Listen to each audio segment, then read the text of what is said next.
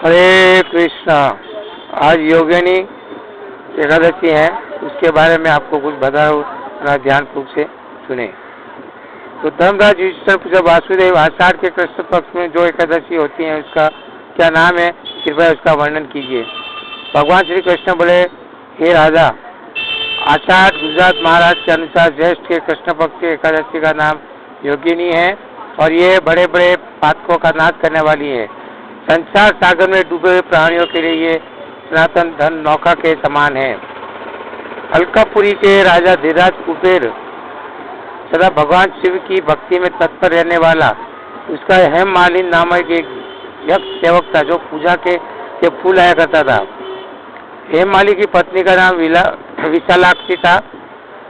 वह यह कामपाक्ष में अमृत होकर सदा अपनी पत्नी में आसक्त रहता था।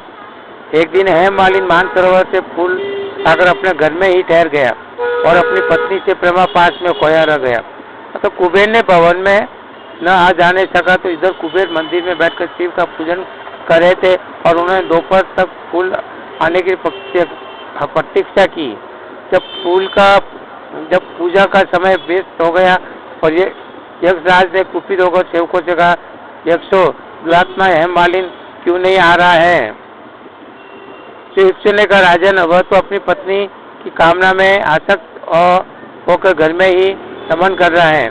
यह सुन कुबेर क्रोध से भर गए और तुरंत ही हेममालिनी को बुलवाया और वह आकर कुबेर के सामने खड़ा हो गया और उसे देखकर कुबेर बोले, ओ पापी, अरे दुष्ट, जो दुराचारी, तूने भगवान की अवहेलना की है, मतलब कोट से युक्त और अपनी इस प्रतिमा से युक्त को विक्त होकर तू इस स्थान से भ्रष्ट होकर यंत्र चला जा।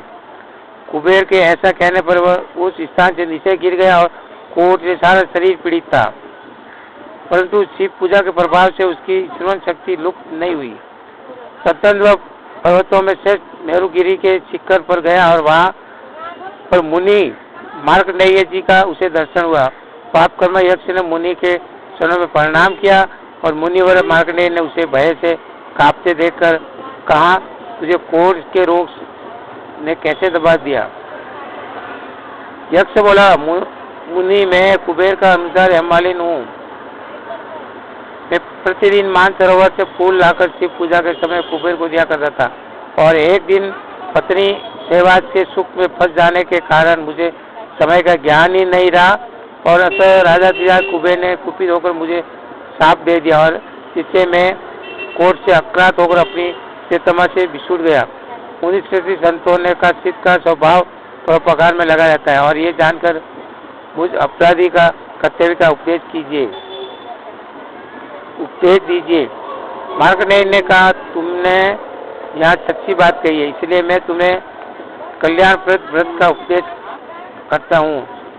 तुम आषाढ़ मास के कृष्ण पक्ष की योगिनी एकादशी का व्रत करो और इस व्रत के पुण्य से तुम्हारा कोढ़ निश्चय ही दूर हो जाएगा।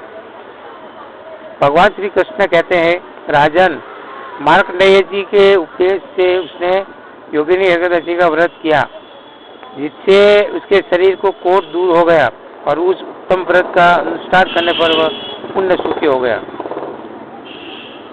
फिर राजा श्रेष्ठ, ये योगिनी का व्रत ऐसा पुण्यशाली है कि 88,000 ब्राह्मणों को भोजन कराने से जो फल मिलता है वह फल योगिनी एकादशी का व्रत करने वाले मनुष्यों को मिलता है। योगिनी का महान पापों को शांत करने वाली और महान पुण्य फल देने वाली इस साहित्य को पढ़ने और सुनने से मनुष्य सब पापों से मुक्त हो जाता है। यही योगिनी एकादशी वाणी को अपने विराम देता हूँ। हरे कृष्ण।